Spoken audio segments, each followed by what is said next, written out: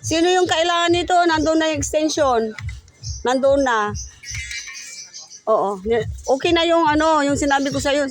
Huwag pa nang makiano sa kanya. Ibang usapan nila eh. Kasi putol lang naman pala eh. Nandun na yung extension na, ano, orange. Orange. Heavy duty yung amin. Nandun na, nilagay ko na doon. Idugtong mo na lang, ha? Piling bigay na lang kami ma'am ng 500 hanggang matapos na lang. Para sa pang-drill ninyo? Oo, sige.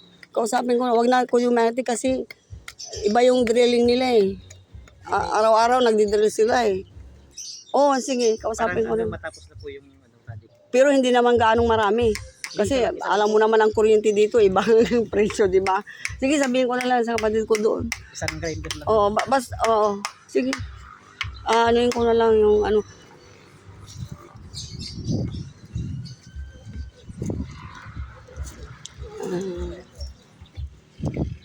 Bakit ito? Anong mangyayari dito sa ilalim? Wala nang ano to?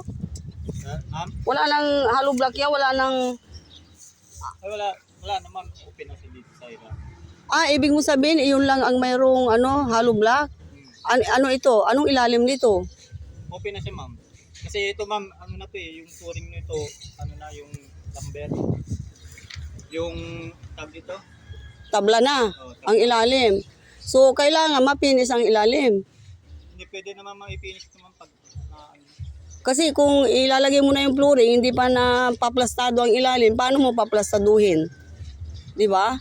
Mahirapan yung ano, dumudukot ka ng ganun eh. Ayaw ko naman ng ganyan. Na finish dyan sa ilalim. Kailangan plastado. hanggang saan yung ano nito ma'am? Kasi ang ano nito ma'am kasi, ang ano natin kasi, by post kasi. Ano yung... Dito, ma'am, kayo na magkukubat dito kung dito sa ilalim kayo na magkukubat kung tatambakan o Hindi, talagang tatambakan yan, di ba? Yun ang usapan natin eh. Ang premises niya, tambak talaga, ganyang kataas. pero hindi, pwede namin tambakan ma'am, pero yung magsisimento, hindi kasi. Hindi ko na isisiminto. Basta ano lang, pinatag nyo na sa ilalim para hindi ko na siya aanuhin. Pwede ma'am, Kaso, dali lang yun ma'am, kang kalati dito ma'am. Mapapatag yun ma'am, kasi itong ano natin, buhangin yan ma'am, ano, yasa. At na hindi masyadong ano yan, pasay ng tubig yan. Bababa yan. oo, kasi yun ang alam mo, magiging open. Magiging open sa ilalim, eh... Ito ma'am, matatabunan lang dito. Oo, kasi yan nga ang ano niya, ang ano niyan tatabunan kasi ito, hahabulin natin yung kalsada eh.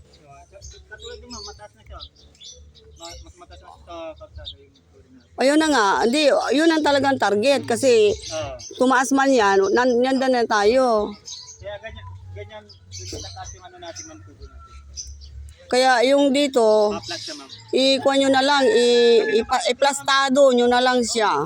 Kami na bahala doon ma'am. Oo, kasi akala ko iwanan nyo ng ganyan na mahirapan kami, tatakpan nyo na yung ibabaw. Hindi na kami makalusot dyan sa ilalim para ano, di ba? Ilalagyan namin yun ma'am. Oo. Ay, hindi pa yung buray. Yung ay pa sayang. Kuweme, anong ginagawa mo?